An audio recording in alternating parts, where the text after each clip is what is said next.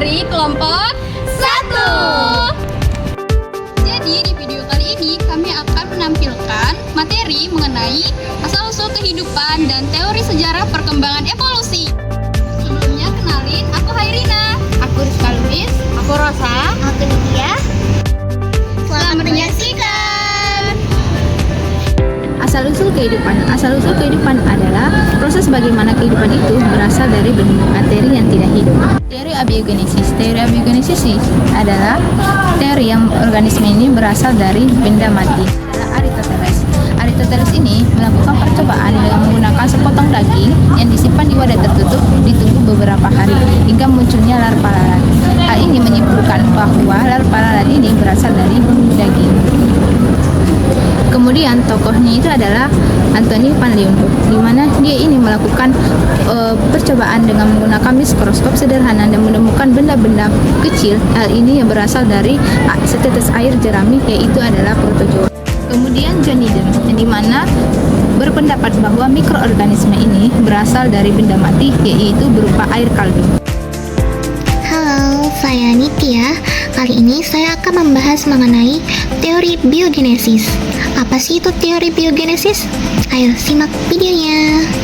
Jadi, teori biogenesis itu adalah teori yang menyatakan bahwasanya makhluk hidup berasal dari makhluk hidup lainnya.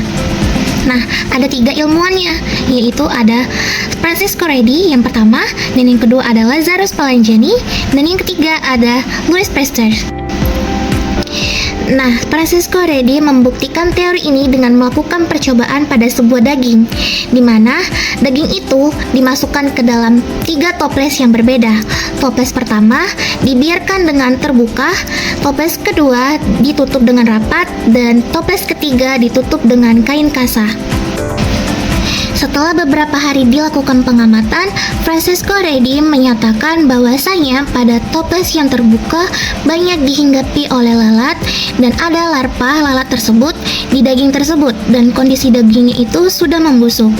Sedangkan pada toples tertutup di mana keadaan dagingnya itu masih segar dan tidak ada sama sekali lalat.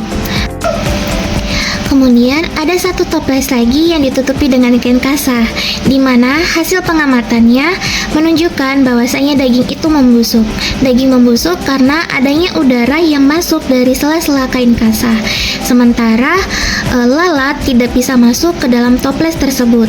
Lalat hanya bertelur di permukaan kain kasa. Selanjutnya ada ilmuwan Lazarus Palangeni. Dia melakukan percobaan dengan memanaskan air kaldu ke dalam 2 wadah yang berbeda. Pertama, dia memanaskan pada wadah yang tertutup dan yang kedua pada wadah yang terbuka. Pada wadah yang tertutup, dia memanaskan wadah tersebut, kemudian dibiarkan selama beberapa hari, dan hasilnya menunjukkan bahwasannya wadah tersebut tetap bersih atau steril. Tidak ada organisme yang hidup di dalam kaldu tersebut. Sementara pada wadah yang dibiarkan terbuka kemudian dipanaskan dan didinginkan, setelah beberapa hari kemudian menunjukkan perubahan, di mana airnya berubah menjadi keruh menandakan adanya kontaminasi dari mikroorganisme lain. Dari percobaan ini dapat disimpulkan mengapa toples yang tertutup kaldunya tetap jernih, sementara pada toples yang terbuka kaldunya menjadi keruh. Hal ini disebabkan karena adanya udara yang masuk ke dalam toples yang terbuka. Udara ini membawa kontaminasi mikroorganisme lain untuk hidup di dalam kaldu tersebut. Ilmuwan berikutnya ada Louis Pasteur. Dia menyempurnakan percobaan dari Lazarus Palangeni dengan menggunakan kaldu juga, di mana kaldunya itu dimasukkan ke dalam tabung yang berbentuk leher angsa. Udara pada umumnya masih bisa masuk ke dalam tabung tersebut, namun mikroba yang masuk bersama udara akan menempel terlebih dahulu di leher angsanya. Setelah beberapa hari percobaan dilakukan, hasilnya menunjukkan bahwasannya kaldu tersebut tetap jernih. Kemudian Pasteur melakukan percobaan lagi dengan memecahkan leher angsa, kemudian diamati beberapa hari, dan hasilnya menunjukkan kaldu tersebut membusuk. Mengapa kaldunya menjadi membusuk? Karena mikroba bersama udara masuk melalui leher angsa yang telah dipecah Pasteur ke dasar tabung dan mengkontaminasi kaldu tersebut. Nah, dari 3 ilmuwan tersebut tercetuslah 3 konsep dasar biogenesis. Yang pertama, omni vivo ex oppo, yang artinya setiap makhluk hidup berasal dari telur. Yang kedua, omni ovum ex vivo, yang artinya setiap telur berasal dari makhluk hidup. Dan yang ketiga, yaitu omni vivum ex vivo, yang artinya setiap makhluk hidup berasal dari makhluk hidup. Selanjutnya, kita akan membahas mengenai teori panspermia. Jadi, apa sih itu teori panspermia? Nah, teori panspermia menyatakan bahwasannya kehidupan di bumi tidak muncul secara spontan di planet ini, melainkan berasal dari luar angkasa dan tiba ke bumi dibawa oleh benda-benda atau objek-objek lainnya seperti meteoroid, komet, asteroid, dan debu kosmik. Nah, ada 4 jenis panspermia. Yang pertama yaitu panspermia lithopanspermia. Teori ini menyatakan bahwasanya mikroorganisme dapat berpindah antar planet melalui meteoroid atau pecahan batuan yang terlempar akibat tabrakan besar kosmik. Selanjutnya ada panspermia antarstelar atau antar bintang. Teori ini menyatakan bahwasannya benih kehidupan tersebar dari satu sistem bintang ke sistem bintang lainnya melalui debu antar bintang atau objek kecil. Selanjutnya yang ketiga ada panspermia terarah atau direct panspermia, dikemukakan oleh Francis Crick dan Leslie Orgel pada tahun 1973. Dia menyatakan bahwasannya kehidupan sengaja dikirim ke bumi oleh makhluk cerdas luar angkasa seperti alien atau peradaban maju. Dan yang terakhir ada panspermia kosmik sampah atau cosmic garbage, dikemukakan oleh Thomas Gold pada tahun 1969. Dia menyatakan bahwasanya kehidupan di bumi bisa berasal dari limbah organik makhluk luar angkasa yang dibuang ke bumi secara tidak sengaja. Teori kimia atau neo-abiogenesis, di mana teori ini menjelaskan asal-usul kehidupan di bumi sebagai hasil dari proses kimia yang berlangsung secara bertahap dari zat tak hidup atau abiotik menjadi bentuk kehidupan sederhana. Berikut adalah tokoh pendukung teori kimia atau neo-biogenesis, di mana tokohnya itu adalah Stan Miller yang melakukan percobaan dengan meniru atmosfer purba dengan menggunakan campuran gas dan air murni, lalu menciptakan kilatan buatan melalui bunga api listrik. Setelah seminggu, terbentuklah berbagai senyawa organik sederhana.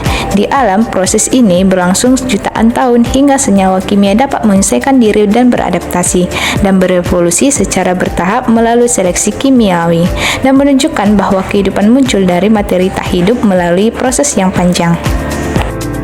Tokoh selanjutnya adalah Harry Urey, yaitu melakukan percobaan dengan menggunakan molekul metana atau CH3, amonia, NH3, air H2O, dan karbon dioksida atau CO2, yaitu dikarenakan adanya pengaruh energi petir dan sinar kosmis, zat-zat tadi yang akan bereaksi. Hal ini hasil reaksi tersebut menghasilkan suatu zat hidup yang diduga virus. Zat hidup tersebut akan berkembang selama jutaan tahun hingga membentuk suatu makhluk hidup.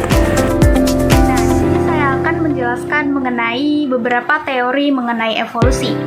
Jadi sebagai pengantar di sini saya akan menjelaskan sedikit bahwasanya pada masa pra-Darwin, teori evolusi organik telah memperkirakan bahwa sejak kemunculan kehidupan di bumi telah terjadi beberapa peristiwa yang berkesinambungan. Nah, di teori ini menyebutkan bahwa organisme-organisme yang hidup itu berasal dari bentuk-bentuk yang sudah ada sebelumnya. Nah, jadi variasi-variasi yang besar itu merupakan respon makhluk hidup ataupun respon dari suatu organisme terhadap perubahan dari suatu lingkungan yang mereka tempati. Respon yang dapat terjadi itu dapat berupa perubahan dari struktur dan fungsi tubuh suatu organisme yang nantinya akan diwariskan ataupun dilangsungkan kepada generasi-generasi selanjutnya. Melalui proses apa? Namanya proses pewarisan sifat. Nah, pewarisan sifat ini terjadi melalui perubahan-perubahan yang terjadi sudah saya sebutkan tadi. Pada masa pra-Darwin dibagi menjadi beberapa golongan. Yang pertama kita bahas dulu teori fiksisme. Nah, jadi teori fiksisme ini membahas mengenai pada masa fiksisme orang-orang itu masih berdekatan pemikirannya tentang mitos-mitos. Makanya beberapa pendapat ataupun pendapat yang terjadi pada masa itu masih digolongkan kepada fiksi ilmiah. Nah, ada beberapa konsep utama yang berkembang pada masa fiksisme ini. Jadi saya akan bahas sedikit bahwa sampai abad ke-18 paham yang berkembang itu adalah organisme itu merupakan ciptaan Tuhan. Jadi ketika ada suatu bahasan biologi tentang asal-usul kehidupan itu, kita itu bisa menyebutnya sebagai teori penciptaan khusus atau the special creation. Nah, konsep utama yang lain adalah pada saat itu dipercayai jika ada kelainan maupun cacat yang terjadi pada makhluk hidup itu dipercayai adalah sebuah kutukan. Jadi bukan sebuah perubahan dari seleksi alam ataupun dari faktor genetik, itu mereka percaya sebagai kutukan. Nah, setelah teori fiksisme ada teori adaptasi dan transformasi. Semua ahli percaya pada teori evolusi masa ini itu didasarkan oleh adanya perbedaan antara satu makhluk hidup dengan makhluk hidup lainnya. Nah, Erasmus Darwin yang tidak lain tidak bukan adalah kakek dari Charles Robert Darwin menyatakan dalam bukunya yang berjudul Zoonomia bahwa kehidupan itu berasal dari asal mula yang sama. Nah, pada masa teori adaptasi dan transformasi ini sebenarnya banyak pendapat ataupun banyak hal-hal yang dibahas dari beberapa ahli. Di sini saya akan fokus dari ahli yang bernama Lamarck. Jadi Lamarck ini merupakan biologiwan asal Prancis. Dia dikenal karena pendapatnya tentang teori evolusi kehidupan. Nah, dia berpendapat bahwa perbedaan-perbedaan antara individu ataupun organisme itu dapat terjadi karena adanya suatu kebiasaan dan latihan-latihan yang dilakukan oleh makhluk hidup tersebut. Nah, perbedaan-perbedaan tersebut dapat diturunkan ke keturunan dan juga generasi-generasi selanjutnya. Nah, salah satu contoh yang dikemukakan oleh Lamarck ini adalah leher jerapah. Seperti yang kita ketahui bahwa jerapah ini adalah hewan yang memiliki leher yang panjang atau tinggi. Jadi hal ini itu diakibatkan karena mulut jerapah yang terdapat pada kepalanya yang digunakan untuk mengambil pakannya pada tumbuhan yang semakin tinggi. Hal ini dipercayai dapat diturunkan kepada keturunan ataupun generasi-generasi selanjutnya yang memiliki leher yang semakin panjang. Selanjutnya yaitu teori evolusi Darwin atau seleksi alam. Seleksi alam merupakan proses yang terus berlangsung karena lingkungan yang terus berubah. Kepunahan dapat terjadi bila proses adaptasi tidak sejalan dengan perubahan lingkungan. Darwin membuat konklusi bahwa organisme yang mampu beradaptasi terhadap lingkungan mampu meneruskan sifat unggul kepada keturunannya melalui proses reproduksi. Darwin mengemukakan dua kata kunci dalam teorinya, yaitu seleksi alam atau natural selection dan adaptasi atau adaptation. Darwin menyadari bahwa adaptasi berkembang seiring berjalannya waktu, sehingga Darwin perlu menjelaskan mekanisme evolusi. Darwin mengajukan kata seleksi alam sebagai mekanisme perubahan evolusioner. Beberapa langkah mekanisme seleksi alam sebagai mekanisme perubahan evolusioner adalah sebagai berikut. Yang pertama, anggota populasi memiliki variasi sifat yang akan melewati proses seleksi alam atau keadaan lingkungan yang tidak menunjang. Yang kedua, anggota populasi yang mampu bertahan hidup atau beradaptasi akan mampu melakukan reproduksi dengan membawa sifat unggul daripada individu lain. Yang ketiga, seiring berjalannya waktu, proporsi sifat yang menguntungkan atau mampu beradaptasi akan meningkat dalam populasi dan yang tidak memiliki sifat tersebut akan musnah.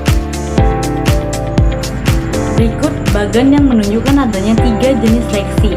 Yang pertama yaitu seleksi terarah. Jika kondisi lingkungan berubah, terjadi tekanan seleksi terhadap suatu jenis yang menyebabkan spesies tersebut beradaptasi pada kondisi baru. Di dalam populasi akan ada range atau rentang individu yang berdasarkan dengan salah satu karakter. Yang kedua, seleksi stabilisasi. Seleksi ini terjadi pada semua populasi dan cenderung memperkecil keekstriman atau penonjolan di dalam kelompok. Dalam hal ini, hal tersebut mengurangi kemampuan menghasilkan variasi dalam suatu populasi. Dengan demikian, mengurangi pula kesempatan mengalami perubahan evolusi. Yang ketiga, seleksi disruptif. Meskipun jenis seleksi ini kurang umum, namun bentuk seleksi ini penting dalam mencapai perubahan evolusi. Seleksi disruptif ini dapat terjadi jika faktor-faktor lingkungan mengambil sejumlah bentuk yang terpisah. Dan yang terakhir yaitu teori evolusi modern. Teori evolusi Darwin menjadi landasan bagi teori evolusi modern. termasuk rekayasa genetika. Perkembangan teknologi dewasa ini memungkinkan saintis untuk melakukan rekayasa genetika. Melalui rekayasa genetik, manusia berkontribusi dalam mempercepat proses evolusi. Genetic Material Organisms atau GMO merupakan hasil penggunaan teknologi terkait proses mutasi genetik yang mengarah pada evolusi suatu makhluk hidup. Sebelum rekayasa genetik ditemukan, manusia telah melakukan rekayasa genetik melalui peristiwa kawin silang. Perkawinan silang dilakukan manusia hingga mendapatkan organisme dengan sifat yang diinginkan manusia. Anjing merupakan contoh perkawinan silang ras serigala. Jenis penggunaan teori evolusi ditangkap dengan baik oleh para teknolog dalam rangka merekayasa materi genetik makhluk hidup sesuai keinginan dan kebutuhan manusia.